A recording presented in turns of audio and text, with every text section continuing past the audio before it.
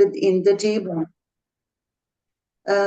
So I have been reflected a little about that today and yesterday, and that we are Tatashta Shakti, and the seed of devotion is planted in the Jiva. That I have been reflecting on.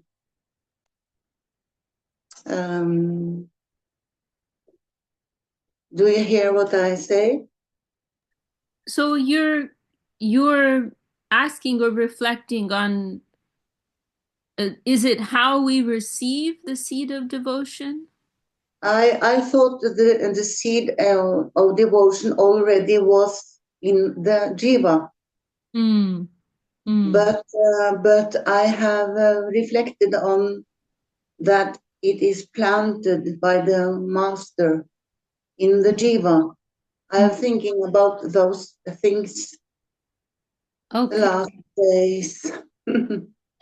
Okay. Well, that's actually a highly controversial topic. Okay. I'm not Okay. sure if you're aware of that. But yeah, No, you just stumbled on a landmine. okay, okay. No, I don't know. Yeah, well, actually the Dandavad Ash, the what is 100% for sure is that there is some innate um presence or tendency towards devotion, towards bhakti, right? But there's a big debate on is whether it's actually there in like an embryo form or it's simply that the potential for that is there. And I mean, I personally, I think either way, it's the same thing. It comes to like practically speaking, it comes to the same thing. So I don't know what the fuss is about, but there are Vaishnavas who they'll discuss this, for hours and hours and tear their hair out and so on and so forth. But yes, there's a verse in Chaitanya Charitamrita, Nitya Siddha Krishna Prema, Sajja Kabunoi, Shravanadi, Shuddha Chitte, Koroye, Budoy. And it's saying that Krishna Bhakti, devotion for Krishna, it is not something to be acquired from elsewhere, but it is already present innately within the heart of every soul. And through the process of Shravan and Kirtan, hearing and chanting, it is naturally um, awakened, right? So this is a verse in Chaitanya Charitamrita.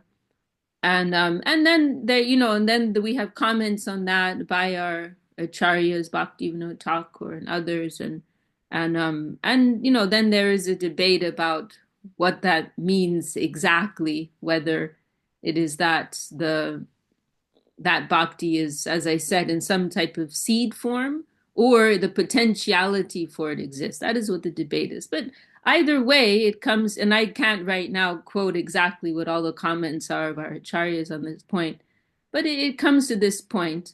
I do recall Srila Sridhar is using the word embryo. I'm like 90% sure I remember him saying that.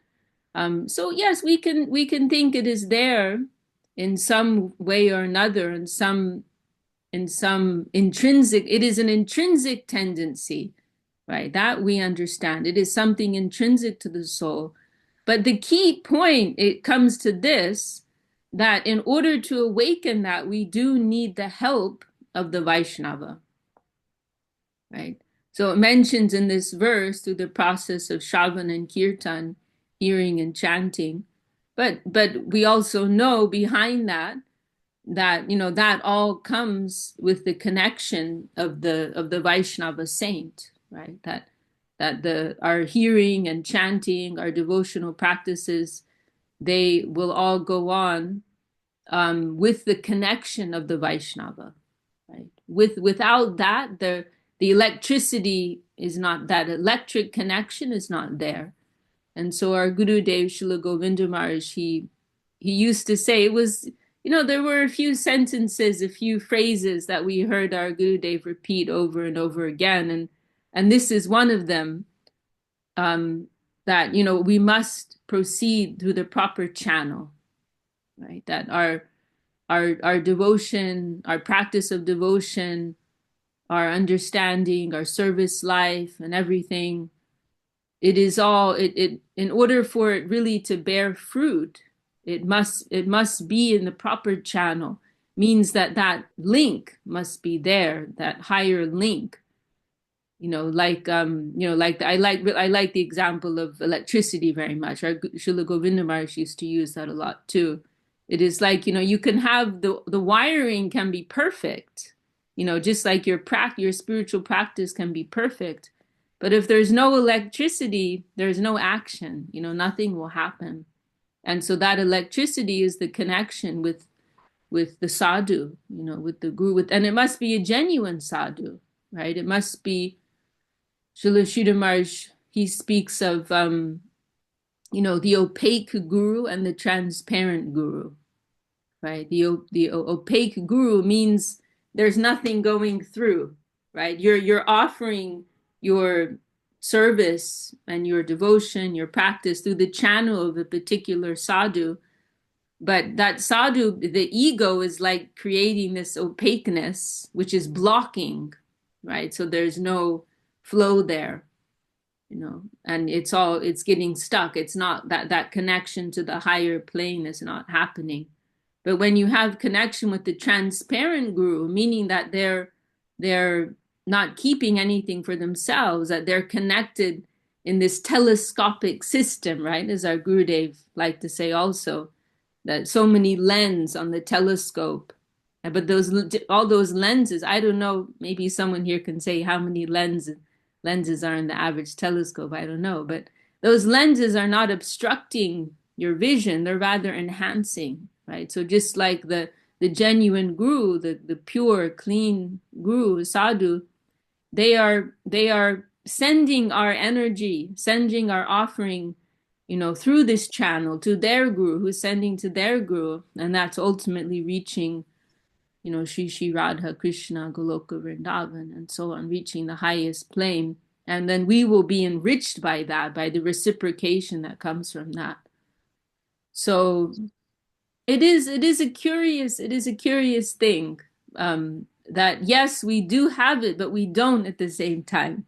It is, and there are so many, I mentioned that one verse from Chaitanya Charitamrita, but there are other verses too, and other statements in the scriptures. There's that, speaking on this point, right, that this is our own inherent wealth. There's also that parable that's mentioned somewhere in the scriptures about the poor man who's living unknowingly with all this treasure buried beneath his house, right? And this analogy is given to depict that, our own wealth, it is within us. We have so much spiritual wealth already. We simply have to look within, right? So this is mentioned in many places, this idea. There's also that famous verse from the Upanishads, right? Shrinvantu Vishwe Amritasya Putraha. You are all children of nectar, right? Arise, awake. This is your own birthright. This is your own inheritance, right? And Swami Maharaj Prabhupada, he also gave that title, which is, actually can be quite confusing, right? Back to Godhead, right? Back to Godhead. Because then that raises the question, well, hang on, does that mean we came from there? But the idea is that it's actually our own wealth. It is within us. So there are many statements that are confirming this, that we have some intrinsic some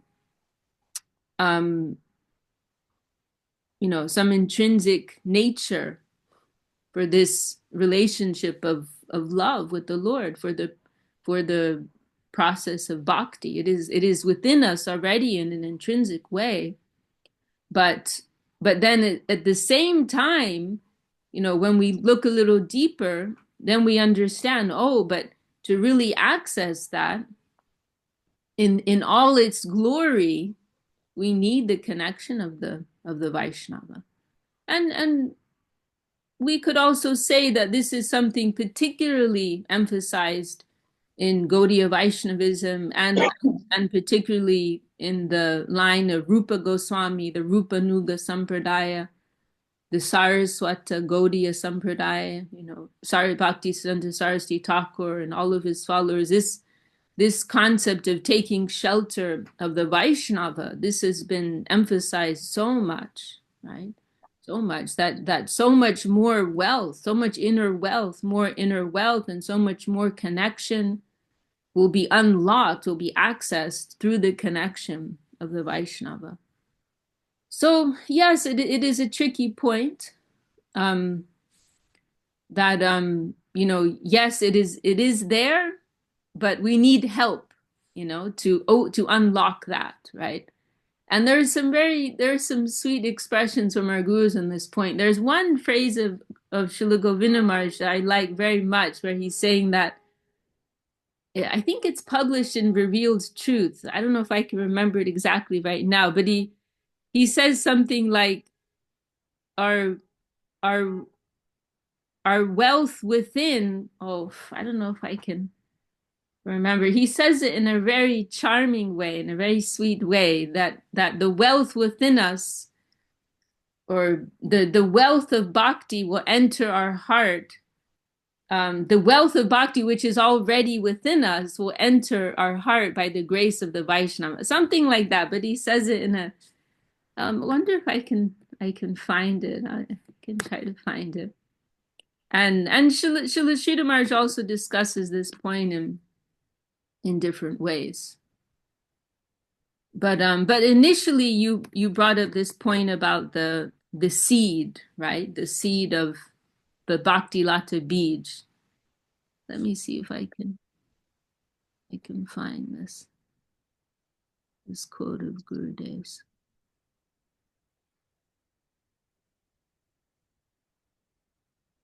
I seem to remember the word march was in there, and so I looked here, but actually this word is used a lot I didn't realize how much Srila Sridhar Maharaj uses this word. There's a lot of hits for march.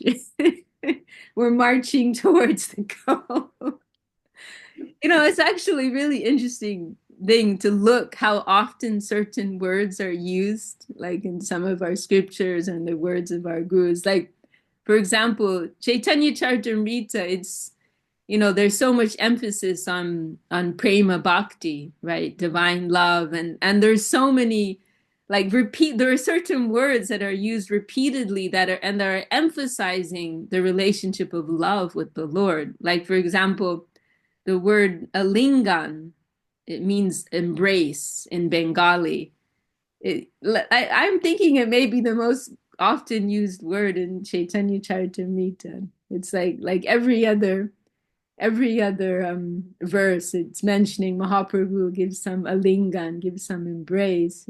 Our Gurudev liked that word very much. He used to, sometimes when he was speaking in English, he would just say alingan, like he wouldn't use the English word. I'm still trying to find this.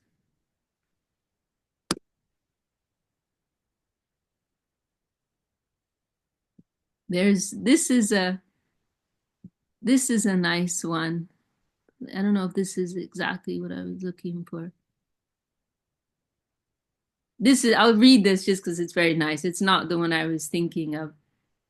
If only we open our hearts, Gurudev's mercy will enter us. We will discover our fortune and find that our Guru Parampara, beginning with Srila Rupa Goswami Prabhu, has a spoonful of nectar ready for us.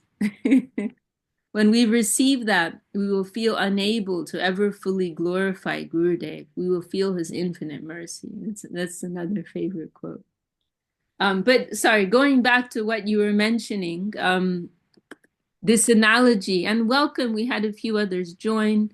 Suvasini Didi, always an honor to have you with us. We have our new friend James.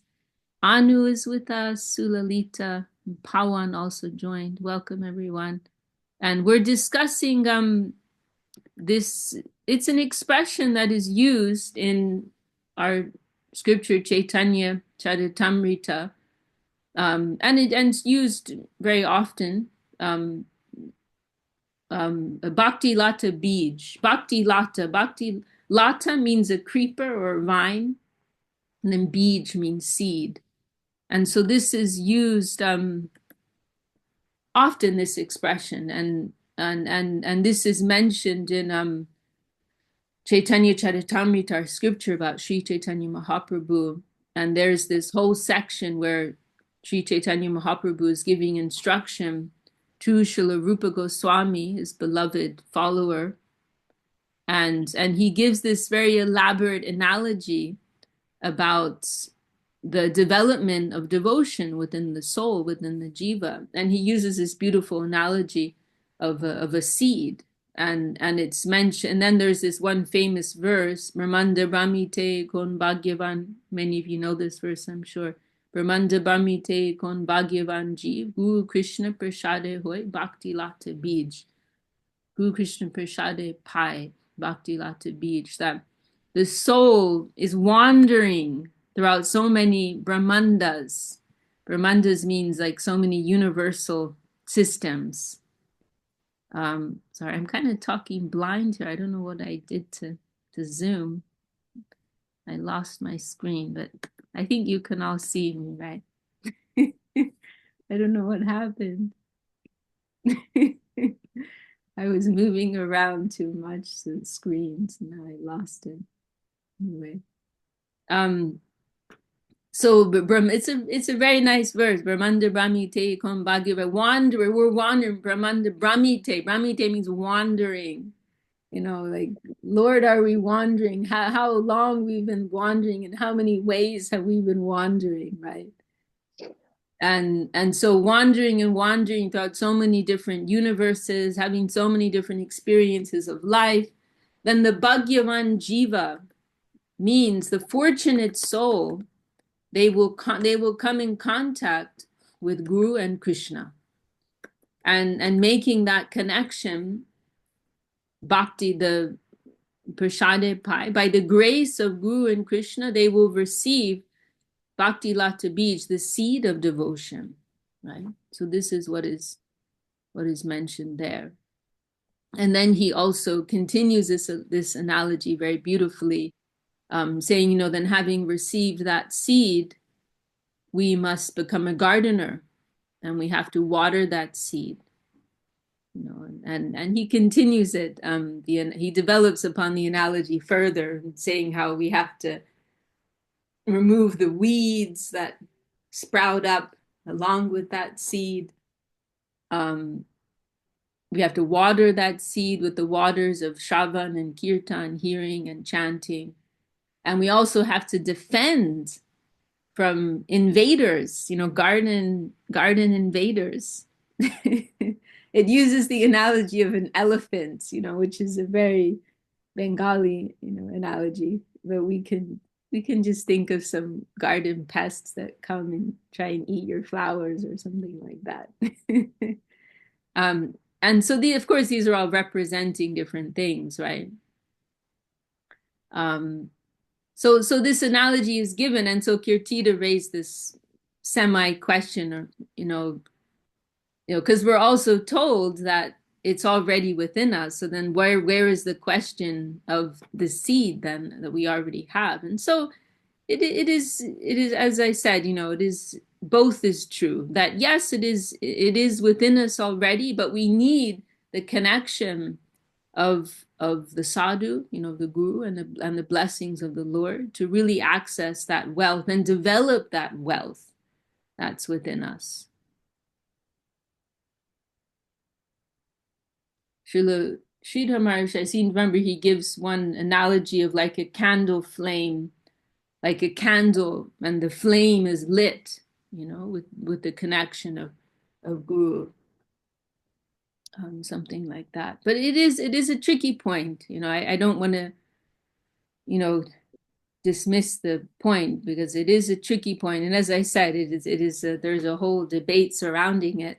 But this is the basic idea, and it comes to I saved it. I don't know if I have it in my notes here, but whatever the details are about in what way it's already present within us, it comes down to this point that we need the help of the Vaishnava. We need the connection of the Vaishnava. Oh, here it is. Oh, here it is. I saved this. This is one comment of our dear godbrother. He's like a real Gaudiya Vaishnava scholar. This was his comment on this whole debate that I mentioned. Where does the substantive distinction lie between the notion of the soul's dormant love, as in the inherent view, and that of the soul's potentiality to love, as in the bestowed view, when both are held to only manifest relative to certain external conditions, i.e., the mercy of the Vaishnava? So it comes down to that point that in whatever way it is within us, we need the help of the Vaishnava. And as I mentioned already, also, this is something particularly emphasized in the lineage, in our particular lineage of gurus, because it is, it is like, where our gurus want to take us. It is more of like a more intimate family relationship with the Lord, and as when you're entering anyone's family, it means you're not only connected with that person, but everyone around them also. And so it really shows a deeper relationship with the Lord. So anyway, those are my reflections on that subject matter. Does that satisfy your heart, Kirtida? Thank you. I'm so grateful, Vishakadasi. Very grateful. Thank you. Beautiful answer. I'm not a scholar, I'm not intellectual, but I'm trying to understand different points. Yes, it is. It is good. There's another verse in Chaitanya Charitamrita where Krishna's Kaviraj, he mentions, we should not be lazy to understand the Siddhanta, right? The conclusions of devotion, the subject of theology in our teaching. We should not be lazy to understand that because he mentions it will strengthen our faith. It will make our faith more firm. So yes, it can be a bit of a fine line, right? The line between where it's gyan based, where it's based on intellectual curiosity, and where it's bhakti based, where it's coming from a sincere desire to have a proper understanding, own faith, and to be able to explain to others. So it can be a bit tricky, but it is something that we should try to develop, with the right intentions. So yes. Beautiful. Well, does anyone else want to bring up any topics in our meeting today?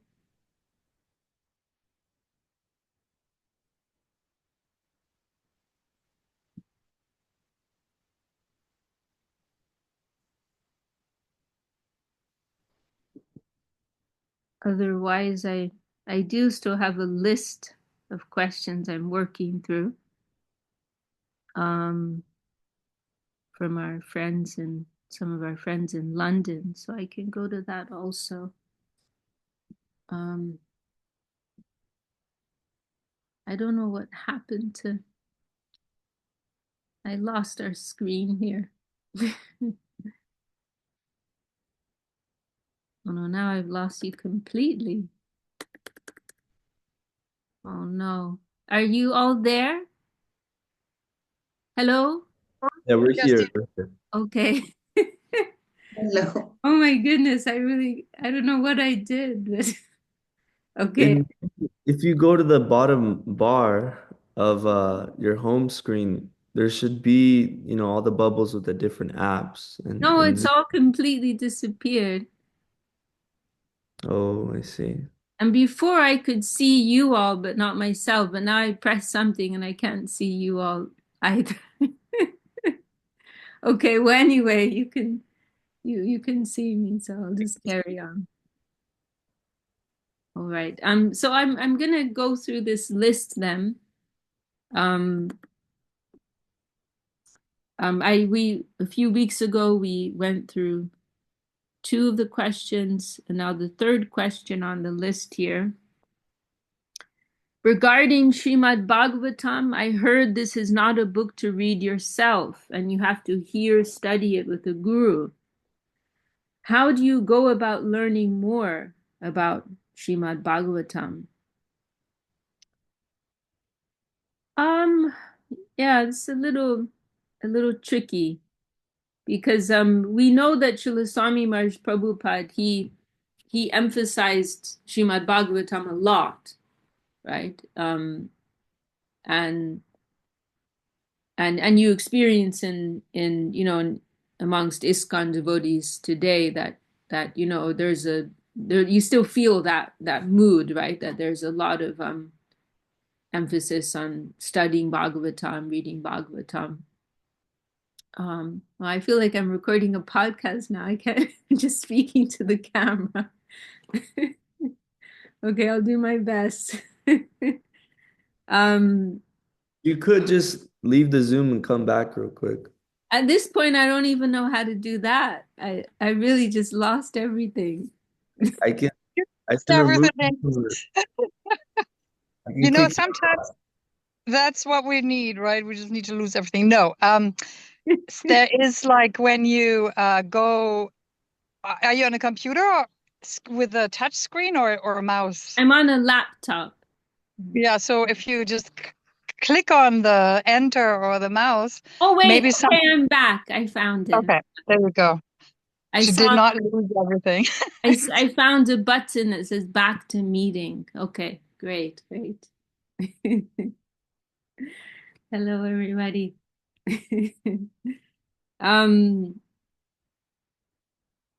So yeah, it's a little bit of a tricky point because we see that Srila Swami Maharaj Prabhupada emphasized Srimad Bhagavatam a lot. But then what we've seen with Srila Govinda Maharaj, our Gurudev, is that he expressed a lot more caution. And in fact, I know of a few instances where devotees asked him if they could study, and he didn't really encourage them, And I know one devotee asked him multiple times, and our Gurudev repeatedly said no. And then finally, it was the third or fourth time, he told our Gurudev, "Can I read Srimad Bhagavatam with the purports of Srila Prabhupada?" And then our Gurudev said, "Okay, yes." And and then we saw our Gurudev, he emphasized other books more. He emphasized Srimad Bhagavad Gita. He emphasized more Chaitanya Charitamrita. And of probably more than anything, the books of Srila Sridhar Maharaj, especially Prapana Jivanamrita, and all the other books that came, right? Golden Volcano, Search for Shri Krishna, and so on. And my feeling is that there were also another thing which I saw with Srila Gurudev is that he did on a few instances indicate that there were certain sections of Srimad Bhagavatam that he felt were more appropriate. Like I heard of different comments he made in that regard. Like there was one comment he made, we can just read up to the second canto, we got everything from that. There was another comment I heard him make about certain sections describing the stories, the histories and teachings of certain Vaishnavas, like the section on Prahlad Maharaj, the section on Dhruva Maharaj, the section on the Nava Yogendras and their teachings, that he felt those were very beneficial. Not necessarily the full text, but those sections. Another thing that he did say is that particularly for those who are in the service of preaching, they should read everything, that they need to, if someone is, in some capacity acting as a representative of the teachings, then they must read everything. Because they need to develop their understanding, they need to be acquainted with so many details of the teachings in order to explain to others. And I mean, not that if someone really wants to read Srimad Bhagavatam, I don't think he would be against it, but it wasn't something he encouraged. And I feel that, that if we look at Srila Swami Maharaj Prabhupada, and the time that he was preaching in, he was approaching persons who didn't know anything about Krishna consciousness, about Vaishnavism, and he's giving them he's focusing more on Krishna, right? And still you find that today. I mean, I've come across multiple, admittedly, there were newcomers in ISKCON, but they hadn't heard of Mahaprabhu, Sri Chaitanya Mahaprabhu. They were persons not initiated, but they were regularly attending certain ISKCON programs. And I experienced it a few times, and I was shocked, but then I understood, it's actually Swami Maharaj Prabhupada, in some ways, he was giving the first installment, because it's easier to emphasize Krishna in the beginning, because in order to appreciate who Mahaprabhu is, you first have to understand who Krishna is, right? And so, Swami, and another thing about Srila Swami Maharaj we know is that he actually wasn't able to complete his commentaries on Bhagavatam, right? So what did he do? He actually summarized, at an early stage, he summarized the 10th canto, which is describing Krishna's pastimes, and he also wrote a simplified description of the 10th canto, right? Because he wanted to give people understanding about who Krishna is. He wanted to inject this attraction to who Krishna is. What is the beauty, the charm, love of Krishna, right? He's emphasizing that. But then when we look at Srila Sridhar Maharaj, Srila Govinda Maharaj, they're emphasizing Mahaprabhu, Sri Chaitanya Mahaprabhu, Gaura Leela, much more. And so, I feel Swami Maharaj Prabhupada, he emphasized Srimad Bhagavatam partly because of this, because this is like the first level understanding, developing attraction and understanding about Krishna Leela, right? But then why was Srila Govinda Maharaj a little more hesitant about it? I feel because Srimad Bhagavatam, it includes many different topics. There's one place where Srila Sridhar Maharaj, he explains this very nicely, saying like there are many things in Bhagavatam which are like providing a structure, right? The real topic is Krishna Leela and the glories of Bhagavan Krishna, right? But then there are many things surrounding that which are supporting that in an indirect way, right? And so Srimad Bhagavatam, there are so many different histories in there discussing different theological points, and they're not all, or even points of morality, I believe. I haven't actually been through Srimad Bhagavatam myself. I mean, to be honest, I feel that, through hearing the talks of our gurus, Srila Govinda Maharaj, Srila Sridhar Maharaj, I feel like whatever is the essence of Bhagavatam, I've received through that, like from hearing them. And I don't actually feel any necessity to go and read Bhagavatam. I mean, it's like on my to-do list. Like I know I got to do it one day.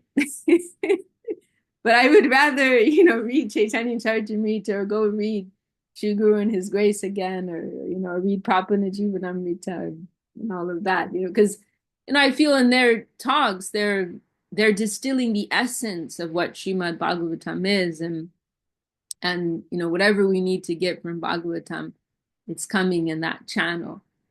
But again, not that, it's not good to read Srimad Bhagavatam. Of course it is. And I hope I get to do it one day. But sorry, I didn't finish that thought before.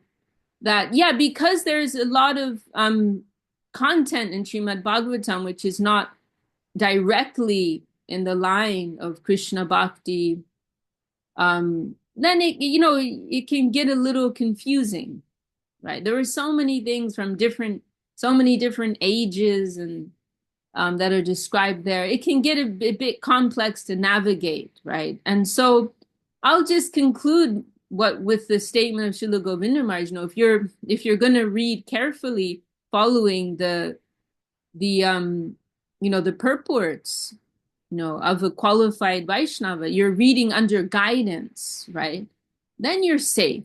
But otherwise, it's easy to get lost. And not only with Srimad Bhagavatam, but with many scriptures.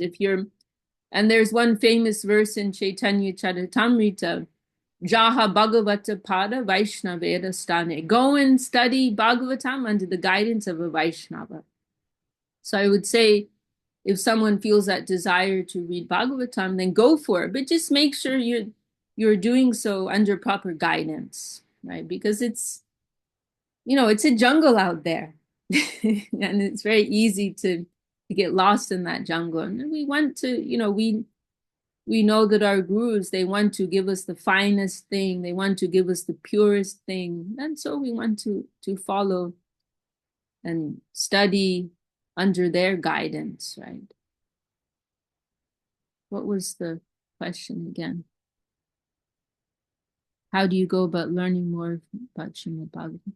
Yeah, I mean, I would say, yeah, I mean, ideally, it's nice to, you know, in some type of live way, you know, if there's some classes going on, from some trusted, reliable Vaishnava, and to join that, you know.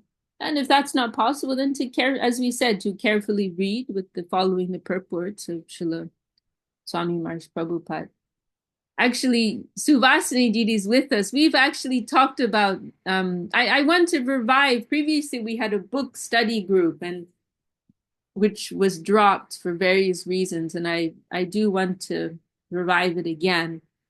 And we have talked about actually going through at least some parts of Srimad Bhagavatam. So that is something that is on the potential list. We'll see.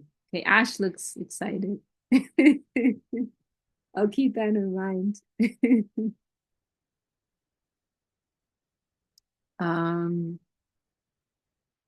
Okay, well, that was that question.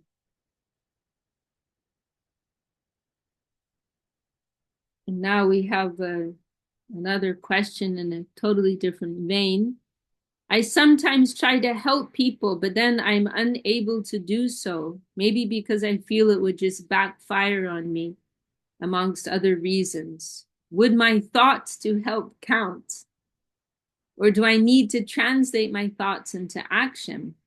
I feel helpless, but I'm just scared to help. Aw, what a sweet question. And I'm sure something that many of us go through, right? The inner conflict, right? Wanting to help, but not sure if we can or if it's appropriate. Well, there are actually several points that are raised by this question. The first thing is that we have to do our duty. We can pull out some karma yoga here, right? Karma nye varikadaste ma phaleshu karachana ma karma full heturbur ma te sango swakarmani. This is Karma Yoga 101, right? That your duty is to do your duty, right? You must do your duty without being attached to the results of your duty. And you also shouldn't be tempted to give up your duty because you think that there's some bad results or because you're not going to get anything good out of it for yourself, right? So this is Karma Yoga. And it also applies in the practice of bhakti with the higher link of the upper world. You know, bhakti yoga in many ways, it's like karma yoga plus. You know, like all the principles of karma yoga, pretty much they all apply, but there is just like plus Krishna.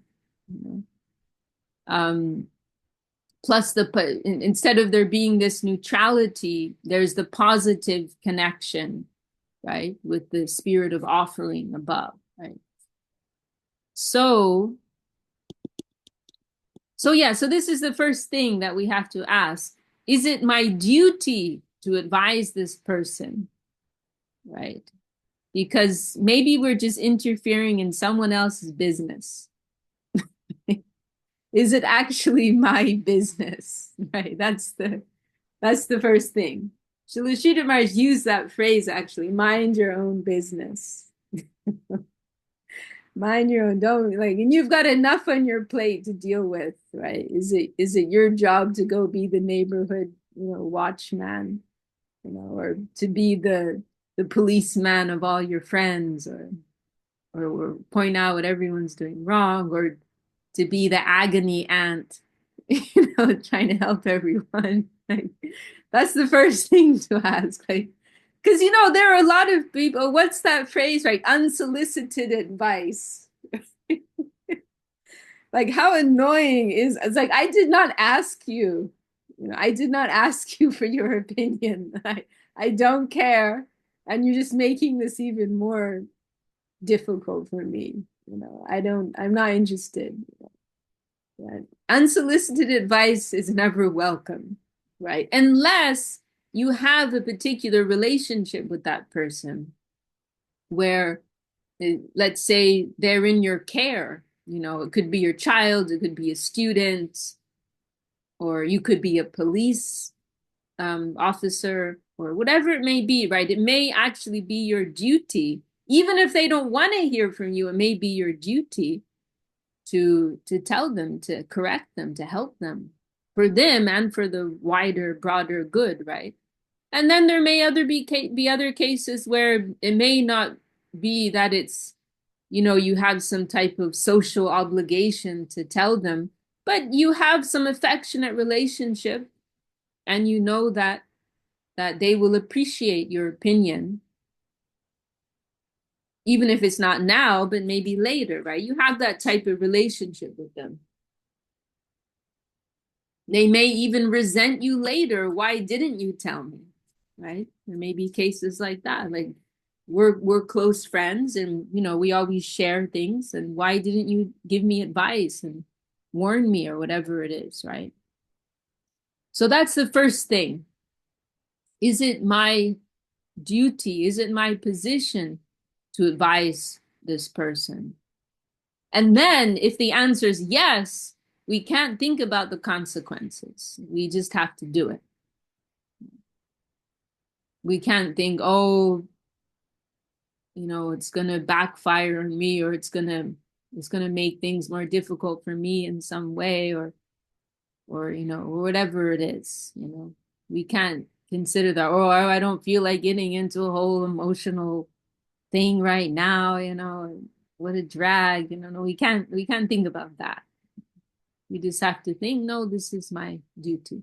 Because it is actually mentioned in the scriptures that if we see something wrong and we're in a position to correct it, if we don't do that, then some of that karma will come to us. May even be more responsibility will lie upon us. Why? Because ignorance, if someone's ignorant, their degree of responsibility is lessened. But if you are in knowledge, if you know what is the proper way, and you overlook something wrong when it's within your jurisdiction to correct, then that is a greater sin, actually, that is mentioned in the scriptures. That person is to be held more accountable. It's like, let's say some vagrant on the street is, I don't know, smashing a car or something, and there's a police officer there who sees that happen, and doesn't do anything, then who's more to blame there? Who's going to be considered more seriously? The police officer. You're in a position to correct this and you haven't done anything. That person there, they're just like a bum, they're on drugs or something. They barely know what they're doing. But you're a police officer, right? You're more responsible here.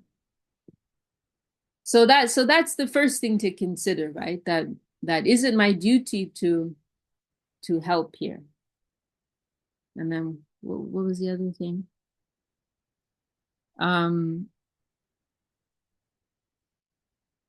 Would it just, if I feel it might backfire on me? I mean, you do have to weigh things up. It depends on the individual circumstances. If you think the backfiring on you could be much more serious than the consequences of the other thing, then you have to.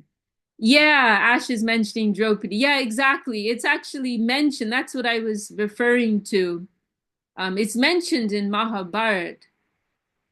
In the original Mahabharata is like, it's an incredibly long text. Yeah, it's huge. And I actually read it there in an original edition, the unabridged edition. Yeah, there's some explanation about that there, that actually all of the wise persons present, they were held more accountable from the higher view than even the perpetrators. They were just ignorant people acting according to their lower instincts and tendencies. But all these great wise persons present who have some like guru-like position, they were all silent while Draupadi was being mistreated in such a horrible way. So more blame is to be attached to them, actually. So yeah, I mean, it'll depend, right, on the exact details of the circumstances. And then the person says, would my thought to help count? Sometimes that is all we can do, actually. And yes, the goodwill that's coming from a clean, sincere heart, that definitely has some power, because we may see that actually I'm not in a position to help. They don't want to hear from me, or for whatever reason, right? It's not our place to say anything. Then we may just have to say a little prayer, and if we then, and wait, right? Wait and see. That is another advice that is given sometimes.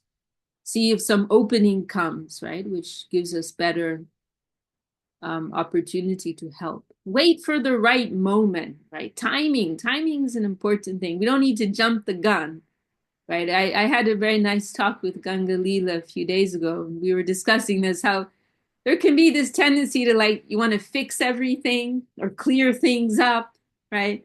And a lot of the time it's like not necessary, and you're just going to overcomplicate things, But wait and see, and don't project your own conception upon some particular situation. See which way the play is going to unfold, and see when the ball comes to you to do something. Don't jump the gun, right?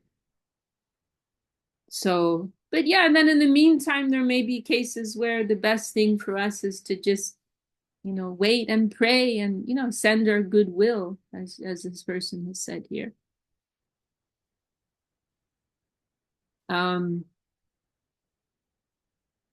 I feel helpless, but I am just scared to help. Another thing is that if we feel that we can't do anything ourselves, then we can also inform someone else, right? Because, we do. I remember sometimes one statement of Srila Sridhar Maharaj where he says, we have some responsibility to our environment, right? We cannot turn a blind eye. That may be selfish, actually. If we turn a blind eye to whatever, if we see something happen, then we have some level of responsibility automatically. And if we're not able, of course, it depends on the seriousness of it. There are many little things that go on day by day which are not correct, and they may bother us, but they're minor things in the bigger picture of things, right? But then if it's something more serious, then we do have to consider, what can we do in this situation? And if we're not able to do anything directly or personally, then we can refer it to someone else. We can, and then we can say, okay, I did my duty. I've informed this person. This person is in a position to do something. And now it's up to them whether they'll act or not. And then, another thing is too, just kind of trying to feel out this person's mood here is we have to remember everyone has their own lessons that they're going through, right? And it can be painful sometimes to see how people are shooting themselves in the foot, right? But that's just what they're going through right now. They may have to learn the hard way, right? As they say. It's mentioned, right? The wise person, they learn from hearing, right? From the instruction, advice of others. But the ignorant person, they have to experience it themselves. Right? And so some persons, they may have to they may just have to learn that way, right? And there's nothing we can really do. They don't really want to hear advice. They're not ready to receive it. And it can get very complicated, right? Because, there's usually lots of other people involved. And if you're too like raw and direct about things, you could compromise some of the other relationships and other people involved. And it can all get very messy, right? And you can end up turning some people against each other. And, these things can get very messy.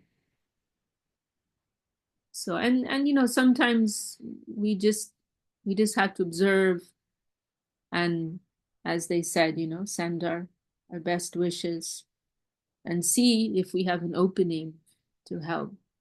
But yeah, we want to see with some positive view that, in some way they're being purified by this trouble that they're going through, right? They're living out their karma, they're clearing some karma. So there's some purification going on. And this is just their life lesson right now. We don't want to lose too much of our own energy in lamenting over that, right? That's another point, because it's easy to become empathetic in an unhealthy way, right? Where we're, overly, we're absorbing other people's problems and emotions, negative emotions too much. And then, sometimes I like to think of it like this, like, don't let someone else's lack of Krishna consciousness, diminish our own Krishna consciousness. So like we're trying to live a bright journey here. Ganguly was mentioning codependency. Yeah, so many complex issues can be involved in these situations, such as codependency.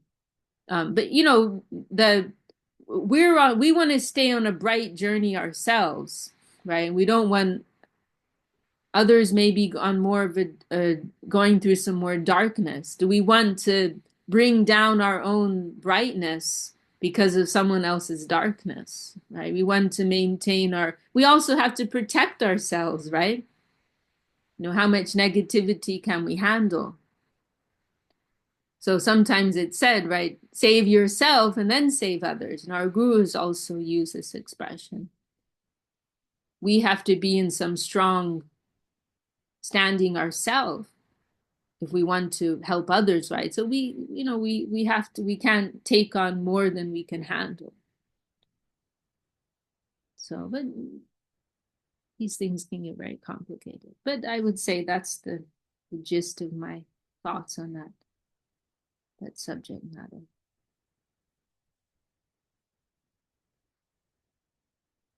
Okay, well, I don't know if anyone else wants to add any thoughts to our discussion today. We're just coming to the end of our time. Mhm.